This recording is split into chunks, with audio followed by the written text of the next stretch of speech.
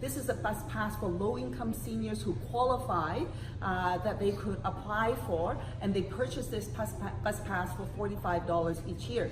Now, in applying this total value of $579 in the T5 slip, the impact for these seniors can be significant. Well, when I first came across it, I looked at it and I said, like, what is this? On the form, it actually says that the federal government will now apply this to your total income. It actually says that it may impact your federal and provincial tax credits. And because I haven't heard anything in the House of Commons from the federal government about this T5 slip and the bus pass benefit, and so I went to inquire about it, right?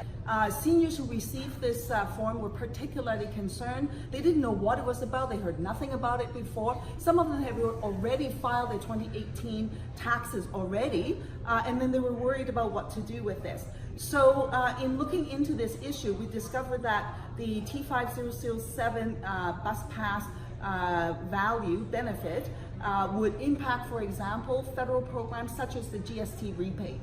For example, it would impact the Canada child tax benefit, for example. On the provincial side, there are a number of other credits to which this T5007 would also impact as well. And all in the meanwhile, you have the federal government handing a $12 million check to the third wealthiest family in Canada, a large corporation that owns some 450 grocery stores in Canada to buy new fridges. And so, you know, it's really astounding to me that the federal Liberal government would bring this forward quietly and sneak it in, right? And to penny pinch the seniors, low-income seniors, to say that their bus card is now a benefit to which will be part of the overall income, which will impact then federal tax credits as well as provincial tax credits. It's very disturbing that this is happening. For the seniors who received it, their reaction was severe.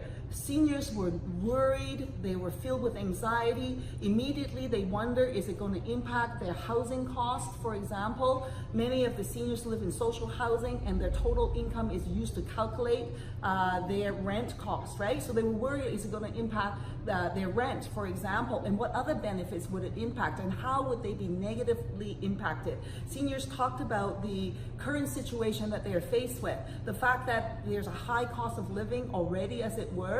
They don't have that much income. The healthcare cost, the pharmacare cost is expensive for them. A person, for example, a senior, a couple who makes $24,000 a year, which is the threshold to which you're eligible to apply for the bus pass. For example, you could be impacted with your GST, losing $59 in your GST rebate. For some people, $59 may not be a lot of money, but for these low-income seniors, $59 is a lot of money, right? And other impacts, for example, on the tax credit and so on. When you add all of that up, for a couple, the impact would be as high as over $130, right? And that is a significant impact.